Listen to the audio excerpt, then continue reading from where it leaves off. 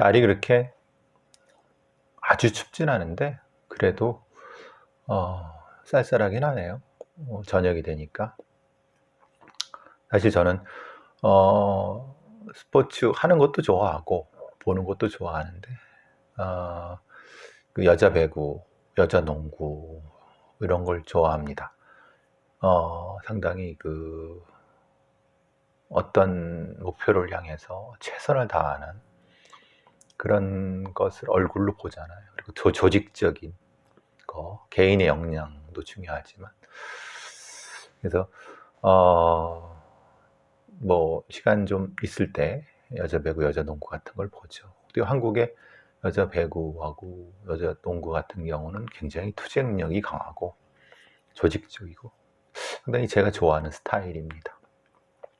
좀 전에도 이제 여자 배구 중계를 봤는데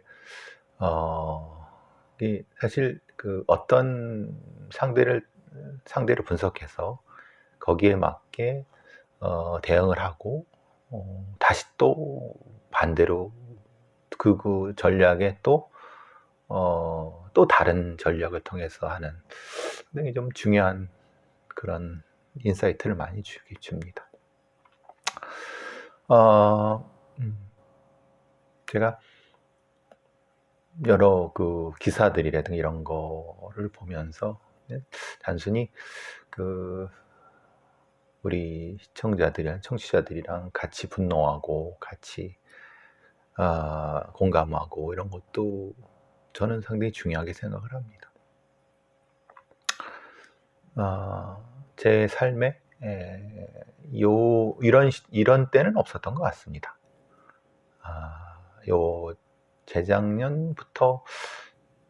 재작년부터 유튜브를 하게 되면서 그리고 이제 본격적으로 작년 유튜브를 하면서 많은 많이 들으시는 건 아닌데 그래도 1000명 이상, 2000명 이렇게 들어주시고 그래서 저도 참 고맙습니다. 감사하고 언제까지 할지는 모르겠지만 할 수 있는 데까지 여러분과 같이 공감하면서 분노하면서 뭐 그러니까 당연히 분노하고 공감하면은 그 분노하는 대상이 되는 애들이 저를 욕하고 뭐 말하자면 경찰 욕하면 대충 봐도 경찰인 애들이 저를 욕하는 것 같고 또 뭐 어디 검찰에 그 근처에 있는 애들도 저를 또 욕하고 뭐 그러는 것 같고 상관없습니다. 욕 먹을 만하니까 제가 욕하는 거고 또 여러 가지 면에서 저는 이런 게 참 좋습니다. 근데 이제 그거 플러스 그런 영역도 있지만은 조금 제도적인 측면, 시스템적인 측면 이런 부분에 대해서 뭐 듣진 않겠지만은 최소한 이런 생각도 가지고 있는 사람도 있다라는 걸 알려드리고 싶어서 뭐 이런 얘기들을 좀 주제를 조금 어렵지만 시스템적인 얘기를 좀 하죠. 사실 이런 얘기들은 한국에 있는 뭐 예를 들면 경찰 관련 아니면 범죄 관련 이런 그리고 형사 정책 뭐 이런 관련된 학술지들이 여럿 있습니다. 근데 이제 그런 학술지들이 제가 논문 같은 거를 왜 내지 그러느냐 이런 얘기 하는데 되게 좀 웃긴 거는 한국의 이런 경찰, 범죄, 형사 정책 뭐 이런 비슷한 그런 류의 어쨌든 뭐 그런 류의 범죄 심리 뭐 범죄 이게 논문집인지 아니면 정책 보고서인지 아니면 일종의 페이퍼인지 아니면 통계 결과를 연습하는 데인지 이게 사실 좀 막 섞여 있습니다. 그러니까 사실 그 아무리 보고서라 하더라도 그러면 그 보고서의 형식이 보고서로 나가는 게 아니라 그 보고서의 비교라든가 이런 형식이 띄거나 아니면 뭐 그런 어떤 좀 누가 봐도 이건 좀 이 분석해보고 읽어볼 가치가 있다 이런 정도여야 되는데, 근데 사실 10개의 논문 중에 한두 개는 그래도 읽어볼 만한 논문적 가치도 있고 보고서적 가치도 있는 것 같습니다. 그런데 나머지 7, 8알은 이게 왜 여기 와 있지? 그냥 지들끼리 이게 서로 그냥 논문 실적 올려주려고 하는구나. 참 허접하구나. 그래서 그런데 논문 뭐 그런 거를 실는 걸 되게 지금도 부끄러워합니다. 참 저런 수준의 논문들이 저 논문이랄 것도 없는. 근데 어쨌든 우리나라에 어떤 있는 학술지라는 것들이 대부분 그런 형태를 띠고 있으니까 맞춰가는 거겠죠. 뭐 이제 그 소위 말하는 학자들의 이런, 또 학자 같지도 않은 그냥 교수 직함을 달고 있는 사람들도 학자 임내하고 이렇게 일종의 성과 업적으로 해갖고 하는 거죠. 뭐 어떡하겠습니까? 거기에 맞춰야지. 근데 저는 사실 그렇게는 싫습니다. 굳이 그렇게까지. 이제 그 중에서 사실 제가 개인적으로도 몇 번 만났고, 또 뭐 그분의 이제 그 연구 성과 같은 것도 좋아하는 분 중에 하나가 이제 지금 경찰대 치안정책연구소의 윤상현 박사라는 분이 있습니다. 제가 상당히 좋아하는 분이고, 물론 아주 친하거나 그러진 않지만 그분의 글이라든가 이런 거 상당히 좋아합니다. 근데 좀 그래서 이제 다른 것보다는 그분이 이제 쓰는 뭐 보고서든 논문이든 그게 뭐라고 하든 이제 기사가 나고 또 그런 게 실리면 찾아보게 됩니다. 요번에 아마 이 일종의 한국경찰연구에 한국경찰의 탐문 첩보수집 강화를 통한 예방적 형사활동 추진 방안, 이런 거를 발표를 하셨나 봐요. 그러니까 사실 그 논문은 아니죠. 논문은 아니고 이제 뭐 예를 들면은 어떤 경찰 활동을 이렇게 재현하는, 그러니까 사례를 통한 재현하는 이런 형태죠. 거기 그런 게 있어서 한번 여러분한테 소개 한번 해드리고 여기에 대한 커멘트를 한번 해드리려고 한번 합니다. 사실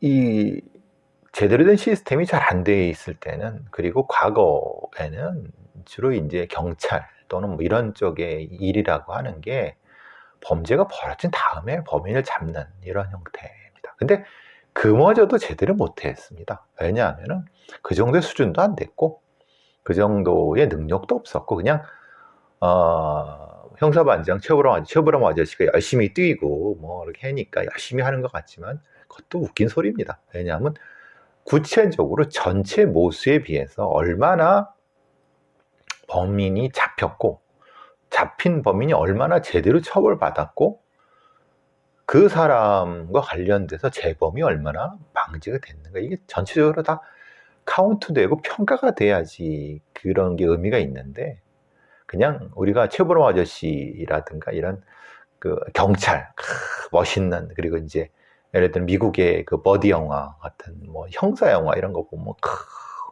총질하고 막 잡고 막 수갑 채우고 막 우리나라의 뭐 투캅스 뭐 이런 거 대부분 다 뻥이거나 아니면 누구를 좀 발라주거나 경찰을, 실제로는 그게 그렇다 하더라도, 그렇게 범인을 잡았고 그랬다 하더라도 실제 중요한 건 그것보다는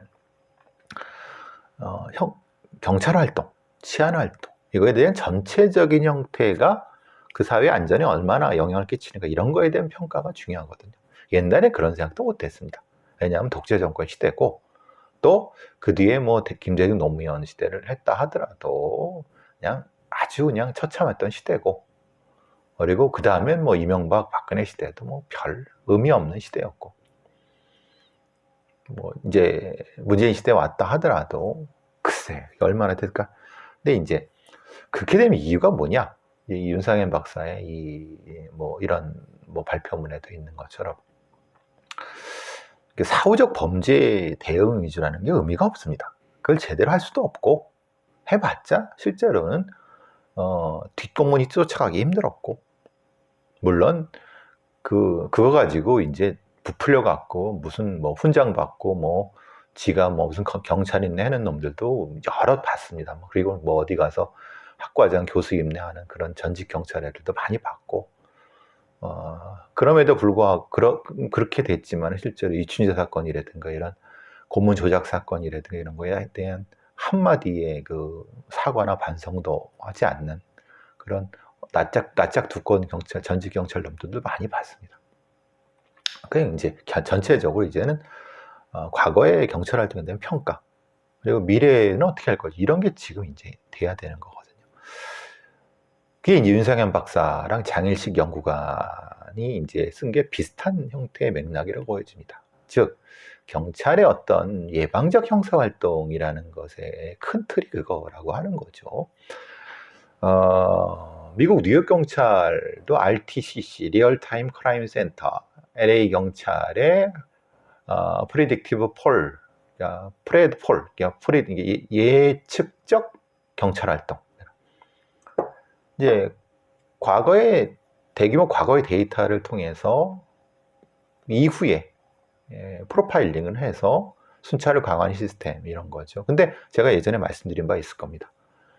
이거는 윤석현 박사가 아실 것 같은데, 그러니까 LA, 캘리포니아 지역에서 이 비슷한 형태를 95년도에 했었는데, 그게 인종 프로파일링이 돼갖고 부랴부랴 그것이 이제 중단된 그 암흑적인 경험이 있는 겁니다. 그걸 좀 얘기해 줬으면 좋겠지만, 어쨌든 뭐 이 사람이 이걸 한 거는 그것보다는 이제 이런 사례가 있다, 이렇게 하고 있다, 이러는 거죠. 실제로 많은 선진국에서는 과거의 어떤 데이터 분석을 통해서 지금의 치안 활동에 대한 지표로 삼고 있습니다. 그리고 그런 형태의 일종의 치안 프로파일링은 광범위하게 쓰여지고 있는 거고요. 오히려 거꾸로 중국 같은 경우는 오히려 이런 AI라든가 이런 걸 통해서 실시간 빅브라더 시대에 그게 더 문제가 되는 거죠. 영국 같은 경우도 뭐 이게 National Intelligence Model이라고 해서 국가 정보 모델이라고 해서 이제 그런 사건에 대한 어떤 정보를 수집해서 활용하고 있다라고 하고 있어요. 근데 우리나라도 실제로는 없는 게 아니라 경찰청에서도 이제 프리캐스라고 해서 이제 범죄 생활안전 분야 지역 경찰이죠. 범죄 위험도 예측 분석 시스템도 있고요. 또 킥스라는 거, 예전엔 심스였는데 킥스, 그러니까 코리아 인포메이션 시스템 크리미널 저스티스 시스템, 이게 킥스라는 개념인데요. 그러니까 범죄 발생 동향을 분석하는 자동 분석하게 돼 있습니다. 시스템 안에. 그리고 CIAS라고 해서 크리미널 인텔리전스 어널리시스 시스템, 그러니까 범죄 정보 분석 시스템인 거죠. 여기에 이제 범죄 첩보를 관리하는 여기도 있습니다. 그리고 지리적 프로파일링 시스템인 지오프로스도 있고요. 그러니까 다크웹 불법 정보 추적 시스템은 제가 얼마 전에 말씀드린 딘트라고 해서 그게 있습니다. 근데 이거를 제대로 활용할까요? 이 윤상현 박사의 얘기는 이것이 활용이 안 되고 있다. 왜 활용이 안 되고 있느냐라고 윤상현 박사의 진단은 기본적으로 첩보량이 적고 현실 적용의 한계가 많아서 활용도가 낮다. 그러니까 실제로 경찰들이 자기들이 수사하거나 아니면 뭔가 지역 경찰 활동을 이런 거 할 때 이거가 있음에도 불구하고 안 쓴다는 거예요. 근데 왜 안 쓸까요? 아니, 제대로 효과가 있으면 쓰겠죠. 그렇지 않겠습니까? 근데 왜 안 쓸까요? 안 쓸까요? 못 쓸까요? 윤상현 박사는 사실 여기에 대해서 아시겠지만 말씀은 안 하시는 것 같기도 한데, 그래서 이제 이 연구진 윤상현 박사님 연구원은 이런 거 하죠. 범죄 유형별로 절도와 폭력, 성폭력은 민생범죄이자 다발적으로 일어나는 특성이 있으므로 구체적인 첩보와 통계 분석 구체화를 통해 예측이 필요하다. 뭐니까요. 그리고 뭐 마약, 가정폭력, 아동학대, 데이트폭력 등은 반복성 범죄임으로써 범죄 조직, 뭐 출소자를 통해서 정보원, 주민, 뭐 커뮤니티 이런 다크웹, 온라인을 통해 정보를 첩보를 해갖고 거기에 대응해야 된다라고 하고 있습니다. 그리고 뭐 이런, 그러니까 각각의 범죄가 어떤 유형은 어떻게 첩보를 취득해갖고 거기 그것을 일선 경찰한테 제공해서 그것을 쓰게끔 해야 된다라고 하는 겁니다. 근데 뭐 어떻게 보면 되게 지당하신 말씀인 것 같죠. 근데 여기에는 대단히 위험하고 실제로는 정보 경찰을 폐지해야 되는데 그 정보 경찰이 하는 역할을 기계가 하는 형태로 했을 때 거기에 대한 어떤 그 대안 아니면 일정도 부정적인 면 이런 것들이 제기되고 있지는 않아요. 그리고 왜 기본적으로 아까 말씀드린 여러 가지 경찰청의 시스템이 쓰지 않고 있는가에 대한 답은 아니에요. 그 답은 제가 계속 해왔을 겁니다. 왜냐? 과거의 범죄에 대해서 과거에 발생한 거를 해결했고 아니면 해결 못한 거에 대한 그 분석 자체가 없기 때문에 그 데이터가 없기 때문에 실제로는 범죄 유형별로 쓸 수 있는 데이터가 없는 겁니다. 그러니까 이 윤상현 박사나 장혜신 연구원은 그 얘기는 안 하고 있는 거죠. 제가 말씀드렸지 않습니까? 우리의 그 한국 경찰의 범죄 통계라고 하는 건 발생을 중심으로 가고 있어요. 왜냐하면 그게 진짜 어떤 것이 발생했지만 그게 최종적으로 유죄 판결이 받아서 그게 실제로 그 살인사건에 누가 범인이 돼서 이런 것은 없다는 얘기예요. 그러니까 그 데이터의 완결성이 없죠. 왜냐하면 예를 들어 송파구에 어디서 벌어졌던 살인사건 1건 발생했어. 근데 이것이 발생만 그 발생이라고 하는 거는 살인사건으로 카운트 됐는데 실제로 이게 살인이 아니라 사실은 자살이었어. 반대로 실제로 어떤 데서 자살로 카운트 됐어. 발생으로 보고가 됐는데 나중에 이렇게 하다 보니까 실제로는 자살이 아니라 살인사건이었네. 그러니까 발생은 할 수 있는데 최종적으로 그 결론에 대한 데이터의 완결성이 없기 때문에 그 데이터는 쓸 수가 없는 겁니다. 그러니까 예를 들면 이 연구진도 그 얘기는 사실은 하고 싶었지만 못하는 부분인 거죠. 왜느냐? 그러면은 기존의 경찰이 발생 후에 체포해서 유죄 판결 받은 그것에 대한 부분을 어떻게 수사해서 어떻게 마무리가 됐는지에 대한 분석을 통해서 데이터 완결성을 넣어주고 거기에 따라서 이 구체적인 데이터가 이 범죄가 이렇게 발생해 이게 맞아. 근데 이 범죄는 이렇게 유형이 돼 있어. 그러니까 이런 유형이 어떻게 발생했는지 알 거라니까. 그럼 거기에 대한 대응을 어떻게 할 것인가가 나오죠. 근데 그걸 분석을 안 하니까 분석 자체가 없으니까 거기에 대한 데이터가 없는 겁니다. 있어봤자 이런 거죠. 이렇게 수사를 했는데 나중에 이게 무죄로 밝혀지거나 아니면은 범인이 엉뚱하게 되거나 아니면 이게 실제로 이렇게 수사를 했지만 사실은 얘들이 조작을 했거나 엉망으로 수사했는데 이 데이터를 확신을 못하니까 쓸 수가 없는 거예요. 사실 이 윤상현 박사와 장희신 연구원의 이 연구는 굉장히 어떻게 보면 되게 중요합니다. 당연히 과거의 범죄 데이터를 통해서 그리고 그 범죄에 대한 상세한 분석을 통해서 그 분석에 맞는 범죄가 거기서 일어났고 아니면 그 근처에 일어났고 그렇기 때문에 이런 범죄는 어떻게 예방해야 되라는 게 나오는 게 맞는 거죠. 근데 이 범죄에 대한 제대로 된 분석, 그러니까 수사한 애들이 아니라 수사한 애들과 관계가 없는 무관한 제3자의 교차 분석에 의해서 이것이 확실히 그러니까 많은 학자들이 하는 전문가들 합의해서 이거 완결성이 되는 데이터가 나오지 않고는 지금 이 윤석열 박사나 장희신 연구원 같이 치안정책연구소에서 하는 이것은 그냥 허상입니다. 허상.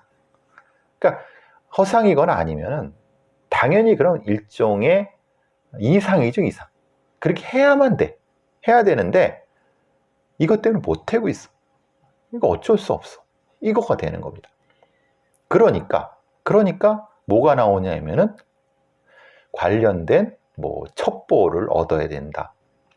아니면 주민 신고를 해야 된다. 아니면은 뭐 강력범죄 출소자를 해야 된다.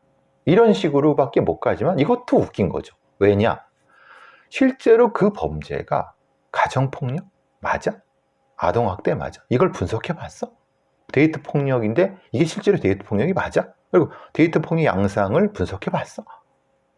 어떤 범죄인지도 모르고 어떤 양상인지도 모르는데 단지 데이트 폭력 아동학대라는 걸 그냥 추상적으로 카운트해 갖고 그러니까 이것을 그럼 어떻게 대응해야 돼? 모르죠. 왜냐하면 그 범죄를 모르는데 이게 동어 반복이 된다는 겁니다. 그러니까 지당하신 말씀입니다. 이 윤상현 박사와 장희신 연구원이 한 이 말은 당연히 범죄 유형별로 거기에 맞는 범죄 첩보를 모아갖고 다양한 형태의 주변의 정보를 모아서 대응을 해야죠. 근데 문제는 이 범죄가 뭔지를 모르는데 어떤 정보를 어떻게 모겠습니까? 예를 들면 이런 거죠. 데이트 폭력이라는 아동학대에 대한 걸 대응을 해야 돼. 그럼 정보를 모아야 돼. 그럼 누구한테 어떻게 묻겠습니까? 구체적으로 어떤 베리에블, 변수를 모아야 됩니까? 모르죠. 대충 지금 있는 걸로 가는 겁니다. 그러니까 동어 반복이 된다는 거예요. 제가 개인적으로 윤석열 박사를 좋아하지만 사실 그 부분이 조금 더 넣어줘야 되는데 문제는 이해는 하죠. 치안정책연구소에 계시는 윤석열 박사가 그 얘기를 할 수가 없는 거죠. 왜? 과거에 전직 경찰이나 과거에 했던 애들이 수십 년 동안 했던 걸 제대로 분석해서 데이터의 완성도를 해서 그걸 통해 분석이 돼야 되는데 그걸 못하고 이걸 하니까 그냥 논문 뭐 연구 제목도 그냥 경찰의 탐문 첩보 수집 강화를 통한 예방적 형사활동 추진 방안입니다. 이 말에 다 들어있는 겁니다. 경찰이 탐문과 첩보 수집 강화를 해서 예방적 형사활동 추진을 해야지 당연한 거 아닙니까? 근데 뭘 어떻게? 이건 없는 거죠. 그리고 경찰청에 시스템이 다 있다. 아까 말씀드렸지 않습니까? 픽스도 있고 CIAS도 있고 뭐 다 지오플러스도 있는데 거기에 공급되어야 될 데이터가 불완전해. 이게 실제로 신뢰할 수 있는지도 몰라. 그러니까 너무 데이터가 빈약하니까 그리고 어떤 건 왜곡돼 있고 이게 우리만의 문제는 아닙니다. 사실은 미국의 이 RTCC라든가 프레드폴이라든가 영국의 이런 것들도 그런 비판들이 많았습니다. 과거에 제대로 된 데이터가 맞아? 인종적 편견은 없어? 경찰의 백색 편견은 없어? 제가 계속 그래서 이런 문제 제기를 하는 거죠. 근데 이것이 나아지지 않으면 그냥 이 윤석열 박사나 장희신 연구원이 하는 얘기처럼 그냥 지당하신 말씀만 하시는 겁니다. 이제 예를 이런 거죠. 이분들도 결론을 내린 게 단일 정보만으로 첩보의 가치가 낮아. 연계를 통해 정보의 가치를 높이는 전략들. 범죄자 간의 관계 분석을 통해서 정보 활용 역을 높여야 돼. 기준부터 해야 돼. 그죠? 근데 이것은 매우 위험합니다. 왜냐하면 사찰이 될 수 있고 혹은 어떤 핵심적인 인물로부터 뭘 찾아야 되는데 거기서 잘못 건드렸다가 민간인 사찰이 될 수도 있거든요. 그러니까 참 대단히 중요하시고 지당하신 말씀만 하시는데 문제는 그 속에 들어있는 알짜배기에 절대 불가항력적으로 못하고 있거나 지금 경찰이 해야 되는 범죄 통계의 베리블 바꾸는 거, 변수 바꾸는 거, 시스템 바꾸는 거의 의미가 뭔지 그거에 대한 것부터 얘기를 하셔야 되는 거거든요. 그거 없이 이제 사상 누각이 되는 거죠. 이런 식으로. 제가 이런 얘기를 하면 또 경찰 애들이 싫어하고 그러니까 하기도 싫고, 그런 논문을 써봤자 애들이 받아주지도 않으니까 뭐 그냥 대충. 이게 가장 답답한 상황인 겁니다. 어쨌든 그래도 제가 개인적으로 좋아하는 윤상현 박사가 이런 거라도 쓰니 뭐 다행인 거죠, 사실은. 근데 문제는 아까 말씀드린 것처럼 이게 그냥 본질적인 게 망각된 상태에서 빅데이터 혹은 AI 이렇게에 대해서 과거에 지들이 경찰 전직 몇십 년 동안 지들이 왜곡되어 오고 정리되지 않은 대충대충한 데이터를 학습해 갖고 모델을 만들어서 이렇게 하게 되면 이건 심각한 문제가 발생할 수 있다는 걸 지금 그걸 가장 걱정합니다. 제일 위험한 방식인데, 하여튼 건이 하나 떠서 한번 말씀드려 봤습니다.